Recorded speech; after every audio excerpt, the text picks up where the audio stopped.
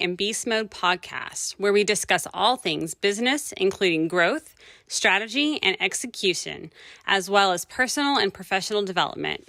Let's join Howie and Beastmode in conversation. Well, hey, Beastmode, what is happening on this wonderful, I can tell it's a sunny day there. Oh, it is so sunny. I can't believe how hot it is. It's mid 70s, but it's great. I know that it's a great day for everyone if we choose it, but how's everything going for you? Well, pretty good. Ups and downs for sure. Still looking for a job, but do have a pipeline. Had a really interesting interview yesterday. It's interesting. Our topic, speaking of kind of ups and downs, our topic is pretty timely as well. The idea is that we're going to use, they say hindsight is 2020, and that's funny because it's literally 2020, and there's a lot of hindsight to be had with what happened, in many different ways. So the title for today is Hindsight is 2020, Failure or Not. Dot, Right. dot, dot. So Looking back, what is it? looking back. How do you classify it? So guys, what we thought we would do on this podcast and vlog is go ahead and kind of share some stuff that we feel like we failed at, and things that we also want to improve in general. Maybe it's not even a failure, maybe it's just something that we kind of started to recognize could use improvement in our business, or maybe in our career type situation. And so we're going to just kind of share a little bit unscripted. We have some general ways of navigating the topic, but kind of an unscripted kind of thing that we hope will help you guys think about your own strengths, weaknesses, opportunities, threats, and areas you may want to address. So without further ado, Beast Mode, do you have anything that in 2020 that you really look back and say, gosh, I could have done more of that, or I could have done it differently, or I wish I didn't do that? Anything you can think of to kind of kick us off? Yeah, the first thing that's coming to my mind is something that I had been failing at. I didn't even know I had been failing at, but 2020 helped me realize I failed at it. And with your help, Howie, I'm so grateful for you. I have since begun changing that area. And that area is how I'm engaging current clients, past clients, and new clients. And I think what you have helped me to understand is that the method that I have isn't sporadic, number one, because that's the way it felt like to me. But there was a method behind it. Number two, that method can be captured, which you really helped me capture that, helped me verbalize it, and helped me begin implementing it. And then number three, you really helped me just kind of test it. But I would not have known how bad I was failing at this area unless, the different pandemic and businesses closing all around the US and globe in different capacities and staying closed longer. I wouldn't have known my engagement tactics, how poorly structured they were, unless this happened. So I'm grateful for it, and I've chosen to learn from it. So Great. Yeah, it's funny because you had the pieces of the puzzle. Honestly, you had your contacts in a spreadsheet. You had a team, you had team members who were doing scripted activities that you would give them instructions on what to do. You had you had good messaging and content and ideas, and you had an inkling about the concept of customer outreach and social.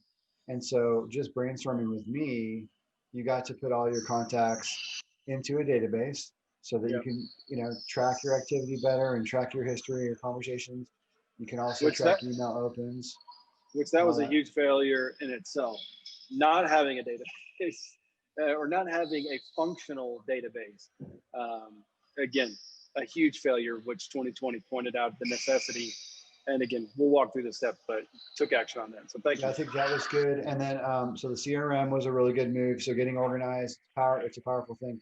And then the other aspect was putting a little bit of a scientific strategy together, something that we brainstormed, but you executed on with your blended social, email, and calling way of nurturing prospects. And I personally really want to see you do more of that and really have a very long process. In fact, I sent you a sequence builder a minute ago. I think I sent it. Yeah. But using that as a planner, because you've got all the moves and the content and the database and the team. So I think doubling down in 2021 and beyond and experimenting and documenting your experience will be really valuable, because I have a hint that your process is actually a business. It's a business within your business, or it's a service line. Yeah, it's a service line within what you already do. Because in case the audience doesn't remember, in case we have new people, what Beastmode does is he runs jail development, which is branding and social media. But there's an angle, there's something that kind of pulls those together a little bit that he did with this experiment, which is really successful. But it was such a small experiment, unless you've continued it with 100 more people. I don't know. Yeah. Oh, have you? Have you? Yeah. Okay. Yeah. Well, talk about that. I mean, that's interesting. Well, we could go on and on about that. So basically, I've captured 100 at a time, and I'm running them through the sequence. And I'm getting them, once I get to basically a certain potential category, what I've found is that most people they're self-identifying in themselves. They're self-identifying as, hey, Beastmode, this is great content and I love it. Let me pass you to the right person. Well, fun, fantastic. I'm still going to continue my conversation with this individual because they're a key contact. But now I have the right person. Or they self-identify and say, hey, now's not a great time. I love it. I love it. Still please send it. I love it, but not right now. Or you have the ones that just say, hey, I love the content, it's just not for me. And they self-identify out. And you can't get your feelings hurt at that. I want to a lot. To be frank, like, are you kidding me? Me too. It's just free quality content, but you just, okay, no, not a problem, let's move along. But the percentage that does that is, I would say, I maybe not even close with how small, but it's probably less than 5%. Yeah. It's probably closer to like 1%. Even in my recruiting outreach, I have a whole sequence that I run recruiters through. Same thing, I get occasional opt-out kind of situation. So it's definitely part of the game. But yeah, I think it's a really good approach. I think you're, the fact that you're organized, you've got messaging, you've got team, you've got discipline, continued along with that in sets of 100 contacts is even better news. So I think what you did is you turned what could have been a failure in your mind, but you turned that into a process that can continue. And what I want to do now is I want to talk to you and brainstorm in the future about how do we convert all these, 200, 300, 400, how many there are, how do we start to do things that can convert them once they've been through a dozen steps, or, we don't want to sell early, but eventually we can sell. And so what does that look like? So yeah, good job for sure. I'll have to think about it. Failures for me, I can't really say getting laid off was a failure because it was out of my control. But I will say that when I did have a job, something that I failed at was I did a bad job. I feel like I'm a good manager. I'm a good hands-on manager, but I also feel that I wasn't using in the remote work environment. I failed because I wasn't using metrics to track employee activity, and it bit me actually. It bit me really hard 1 week. That activity wasn't very high, and my executive saw that, and it was early on in the work from home. And it doesn't mean they weren't doing any work. It just means that they weren't, it wasn't being logged the right way. And people were getting used to handling the home environment and all that. And so I really nailed me. I will tell you that it's the best. Well, here's what's funny is because it was a really painful couple of conversations because of the perception that my sales team created for my executive. But it showed me how important KPIs are, key performance indicators. Yeah. And it showed me that in my next gig, it won't be the first thing that I do, but I will be working with whoever I report to, um, and to a little bit of extent, the people that report to me on what are the metrics that are important because a certain amount of activity needs to be happening. We have to show the business that we're doing things. So a little bit of it is kind of like babysitting for sure. I mean, part of it is babysitting. Being a manager there's a little bit of babysitting in there. But also, how can we track the metrics that are not just babysitting metrics to make sure people are doing basic work, but also metrics that show us we're heading in the right direction. So, for example, your metrics and HubSpot, your CRM has reports. We should play with them and see which ones will help you. But and maybe none of them will. I don't know. Um, but how do we understand that our activity is leading somewhere, and also, our KPIs, our key performance indicators, and our metrics and our reports should also tell us which things are working. Like one thing I want to do for you is I want to look at your data and say, is there a certain type of message that's resonating better, that's getting clicked on and getting opened more, it's getting passed around? You see that Sally, opened it 12 times. She didn't open it 12 times. She forwarded it and it resonated with other people and it got opened. And so it's like, how can we manage? So for me, Beast Mode, I got to be honest, it was a really painful couple conversations with my boss, but it also planted something in me that now I'm going to be a good metrics person versus I have been a very strong enablement manager. I've been a strong sales coaching type manager. Now I will add to my firepower metrics, but I had to fail. Here's what I want to give to the audience. I actually had to be kicked pretty hard in the stomach for it to become now it's my idea. Now metrics, because I never want to have that happen again. But also I feel guilty because I know the team's doing a good job, but also I can't prove it. Like I can't prove it. And I know babysitting is a little bit of babysitting as a manager is actually part of the job. It's ugly. No one wants to talk about it, but basic time and attendance is actually normal for you to track. Yeah. I'm hyper focused on enablement and coaching, closing deals, and also I'm a prospecting kind of personality. So I'm always enabling those 3 or 4 pillars that I mentioned. And so I neglect the other one. So you kind of have to be good at, in fact, for those of you who like Proverbs and Ecclesiastes in the Bible, there's a verse that talks about you should be good at one and not let go of the other. And so we have to, in business, we have to be balanced business people, or else we can sort of like let go of the other. And then sure enough, that'll burn you, right? Like it burned me. So it's weird to say, listen, it's weird. The reason why I'm a little bit having the reaction right now with you on video is because I never thought about it until now that I'm actually thankful for that failure. Yeah. So And that leads us kind of into, yeah, I'd like to encourage everybody to think about, gosh, maybe there is gold in there. yeah. And that really leads us really well into point number 2, which is, did we really fail, or are we interpreting it wrong? Was it a failure? And in your case, in the moment, sure, I'm sure it felt like a failure. Oh, but terrible. now after you've had 5-6 months of deciphering it and laying new foundation of what you're going to do, I wouldn't say it's a failure at all. Amen. Thank you. Thank you very much. You've been an incredible support throughout this process.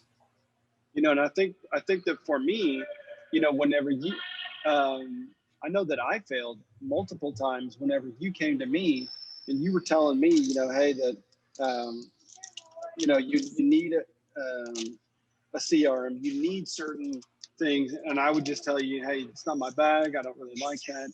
And I need to work on certain things, without making a step. I failed in those moments, but then it got to the point where I made a decision. Hey, I'm going to transfer this data. I'm going to look at it. I'm going to schedule time with Howie, and we're going to do it. And, it was painful, but I'm so glad I did it. Yep. Well, you did so well, and you just were very gracious. I am a pushy person, and it's just a weird thing I have. I'm very pushy. I'm nice, but I am pushy, and so you never let that pressure get to you, and that was great. So we talked about, did we really fail, or are we interpreting it wrongly? I think that's a great question for all of our audience members to listen to. And the thing is, guys, we really care about you. That sounds funny, but like we actually have a growing audience now. And so as I think about, it's funny Yeah, how yeah, yeah, as we think about the audience, we're getting repeat listeners. And so we want to start building a relationship with you and start giving you guys opportunities, to interact with us and ask questions and give us ideas. By the way, listen, we're learning. yeah, I think you guys can tell we learn on these broadcasts. I think you can tell that us sharing and kind of spitballing back and forth, I think you can tell that we learn a lot too. So anyway, we want to make sure you're interpreting your failures as well. So first of all, I think so beast mode, listen, I mean, I think one thing you have to do is you have to be able to say it, maybe write it down, and and look at it on paper and really think about it, or else you might be having this weird monkey on your back where you're really tortured by that situation. And we would both hate for any of you guys to have that. So I think what one of the things, I quote Jordan B. Peterson a lot, but one of the things that he said is that if you have a memory that's still bothering you, you need to write it down. And there's something about that is really, really good. And I'll tell you, I have some hurt and disappointment in my life that I really did help my last company a lot, and yet I got laid off. And of course, I understand the math. I mean, they had to do it, to be honest, or else they would be in serious trouble this year. So I do understand, but it does create some hurts. So I actually wrote it out a couple days ago, and I can't tell you, Beastman, I haven't told you this. I wrote him a letter, which I won't send him, and it's not like degrading. I mean, it's not, yeah, or it's not venomous, but it does express the disappointment and some of the things that I don't know if they actively are thinking like, wow, he really helped with that. But I did. And so I wrote all that, and it was very, very therapeutic for me. I'm actually better. It's weird. I had lunch with one of my really good friends, who was not involved in laying me off, yesterday, but I had lunch with him. Don't worry, guys, it was social distance like crazy and masks. But and was just sharing with him how it helped me to write it out and all of that. So yeah, I think you need to therapeutically make sure you're not carrying this around. So part of it is Beast Mode said, did you really fail, or are you interpreting wrongly? And then I'm adding to that by saying, write it down, journal yeah, that stuff. yeah. And and I mean, part of what we were talking about in the pre-prep is what is failure? You know, at what point does a failure become a failure, or does a failure become a stepping stool or a learning moment? And so, um, for me, really, the failure comes from a time whether it's did I attempt something that I should have attempted? If I did not, then I failed because I should have done it. I should have taken a proactive step. I should have tried it, no matter what was against me, no matter what the odds. I should have tried it. I think that's a failure. Um, if I failed at something and chose not to get back up, that would be a failure to me. But what we can classify is failing at things is not a bad thing. It's not a negative. There's no condescending nature in failure to me at all, unless I leave it as a failure. And but I mean, I think that there's something okay with that too, to say, hey, I failed at this, but I learned that's not for me, that I'm going to leave that there. I should not go down that route. My business it doesn't need to do that. If I can learn that, then okay, leave it as a failure, but I still learned something. Any of that resonate with you, Howie? Yeah, for sure. I love it. Yep. Love it. And I think that in that interpretation, just as Howie's been getting at, is we identified from that, what did we learn? So you can write down that failure, that frustrating time, you can put it down, and maybe you learn but this is not who I am. What this person said about me, that's not who I am. And I can reaffirm myself, or I can write down a business failure and say, you know, I learned that in this moment that I should have reacted this way. I should have pivoted differently. I should have put a different product or service out in line to compete with my competitors. Or maybe I should have not been short-sighted. I should have, when pandemic happened, when things came against me, I shouldn't have been short-sighted. I should have pushed some chips in when most people were pulling chips off the table. I know I was a big proponent of that. I was pushing as much as I could on the table because everybody was pulling off. And now I'm telling you that when things really start going, we're going to be way ahead of the game because we have so much that's already on the table. You know, we're not having to pull things back up. So you're building a pipeline too. The way what you've been doing, I'm so proud of you that you've been continuing with that. What was at first an experiment, and you've turned it into a business process. That even more proves to me that there's a service line there that can be developed over time. You still have to have data. You have to have some successes that are trackable and some statistics. You know, but you're building, I think, a future business. To be honest. So yeah, I love it for sure. What are some things that we want to do differently in 2021, or we can still look back? I mean, it's cool if we have more failures to talk about.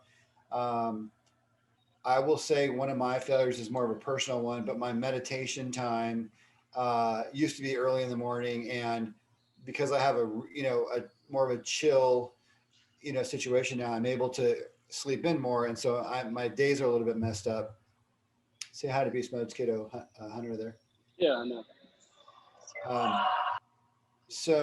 I think that for me is one thing I want to do is work on my personal disciplines. Being out of a job can really lead to less structure, so I need a little more structure in my schedule. I told you about that before we recorded. Is some more structure. I'm trying to think. I will say one thing is it's funny. It's just like you said. Sometimes it was a failure, but not. I know successful business leaders read. Yeah. They just do. And they usually read a book a week. It's like this whole thing, like it's a whole movement. I don't know that I'll get to that point, but I have started to read. I'm still reading that book behind me, that one right there, Sales Engagement. I have the physical copy, but I bought it on Kindle, and it's outstanding. It's from the people who make Outreach, which I've talked about before. But it's taking me seriously over a month to read that, because I read 3 pages a night, and I skip sometimes 2 or 3 nights in a row. But still, it's on the one hand, I'm failing, but on the other hand, I'm making forward motion, Beast Mode. I mean, I'm reading a critical business book that frankly will help both you and I. The fact that and if you want to read it, by the way, if you want to read that, I'll let you take that off my shelf there. Because it talks about what you're doing. It talks about what's no longer an experiment for you, but what you're doing. It talks in a little bit more detail. So yeah, I think, business reading is something I want to stop failing at, but at least I'm failing kind of forward. But I want to do that more disciplined, every night. If I can read 6 pages a night, I mean, I'll knock out a book every 3 weeks. I just have to have a little bit more discipline to go to bed earlier. Unlike last night where I'm up till 2:40 working on a job search, thing for this guy to show him my work, you know what I mean? So there will be exceptions to that. But it's like you said, you said a long time ago that, it's a failure if you don't get up again. Yeah. If you close the book and never opened it again, then you failed at successfully reading that book. But I mean, I think some of that is season based. I know last year I did a ton of book readings where I sat down with a book in my hand and I read. I think I've read over 60, 70 books. I mean, I was just motoring right through books, all capacities, and this year I haven't read in 2020. I mean, I've read a few books, but I've been listening. I know that my schedule has changed. Everything about my time has really changed. The way I looked at my time is different. My time is, again, mainly because of the nonprofit, and this got started in May. And so now I'm listening to a ton of books, but I'm going a lot more in depth in certain areas that I haven't um, had the time to do so, and re-listening. And so I've really enjoyed that. And so I wouldn't necessarily beat myself up. I know that I love to read. I really love to read. It's just that knowledge is just such a wonderful thing. And so you don't have to. So just to kind of capsulate that thought, you don't have to read, uh, self-help books or business books. Just read something. Read whatever is going to produce that creativity, that whatever that is for you. So, Great. but I know one thing that as we've been talking right now, that I failed at, that I have yet to change, and I want to change it, and that is KPIs. And I'll just kind of finish this thought, and we can kind of close this out for today. But I know some, because my entire team works remote. They've always worked remote. And so for me, nothing's changed. And my team is several thousand miles away. And so I'll never see them. Well, maybe I could. But I've really been really good and spent a lot of time at getting connected and being on a personal level, engaging and having a trust and back and forth. But I know that I've struggled in developing a KPI. And so what I have done, and maybe we can workshop this some other time, but what I've done is every day I have my team self-evaluate. And then oftentimes once a week, I'll come in and ask them to self-evaluate their self-evaluation. And so here's my goals for the day. Here's where I was successful, and here's where I wasn't. And that's okay. There's no shame. There's no reprimand if I wasn't successful. I just want to know, what did you want to do today? And if it's not in line with what I want, I can address it early. And where you end of the day, if it's not where I want, then I can address that later. But then there's always a self-evaluation of, how did you feel like your week went? Rate it for me. And my main thing that I try to get across, and I do really well at it, is I can't judge your work without you judging your work first. And so if you could self-evaluate and tell me, hey, I'm at a 10, my workload is heavy, blah, blah, blah, I'm at a 10. Okay. Well, if you're telling me you're at a 10, but I think the workload's at a 5, then maybe I need to understand where your level is, as opposed to trying to bump you up. So, but I would love to have some kind of metrics on my end to say, here's expectations. All right, guys, I love the self-evaluations, et cetera, but I think for this role, I need this out of it every week, whether it takes you 3 days or 5 days or whatever. Yeah, that's good. Yeah, and one of the things with that is, if you sit with them and watch their process, you may be able to identify things that are wrong or slow or excess. So that could be an interesting one. I sat with a rep a couple years ago, and they were involved in something that I didn't want them to be involved in. They were overdoing it, and I didn't want them to even touching that area. And so I just immediately took that off their plate. So that could be a way to get more out of a team member by shadowing them and watching their process, and seeing if we learn from that. So yeah, good. That's great. So why don't we wrap up today? Yeah. And I want to have you, and I'll do it after you, but let's give one final thought to everybody out there, from Tanzania to Russia to Spain to the US where we're located. Give them one final thought from Howie, and then I'll give them one final thought from Beastmode for 2020. Great. Yeah, I think, the doing creates failure. So if you don't do something and try something and build something, invent something, experiment with something, then you won't have any failures. So the fact that you're having a failure actually is not a bad sign that you were doing something. And the doing is really, really paramount.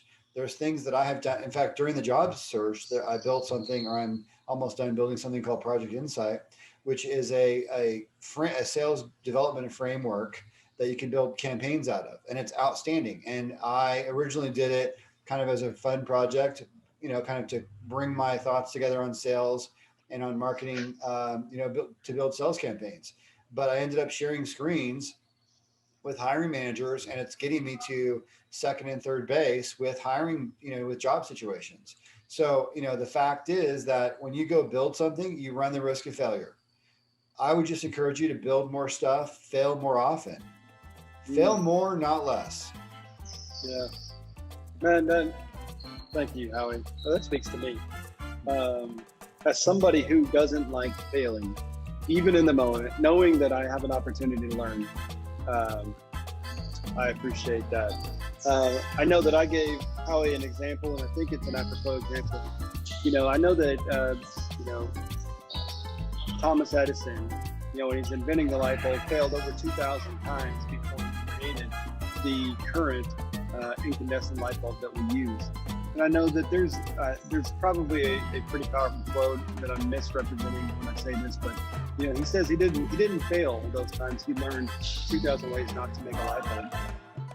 And one of the things that I said in the pre-prep that I think is so powerful, and it's coming back to me, and I hope it resonates with you guys, is that he had already inside of him everything he needed to make that light bulb, but it took certain failures, it took certain obstacles for him to reach, to get to the point to where he made something that has lasted into history.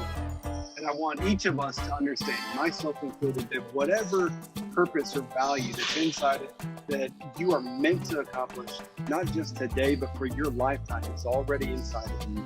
And I know that Howie and myself just encourage you and implore you is to keep going. And you know what? Let's fail together. We're here for you.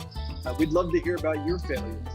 I know that we have a new show. Email Howie and Beastmode at gmail.com. We'd love to hear about them. We'd love to engage with you. We hope maybe we'll have you on soon. So, Howie, I'll see you in 2021, my friend. Yes, look forward to it.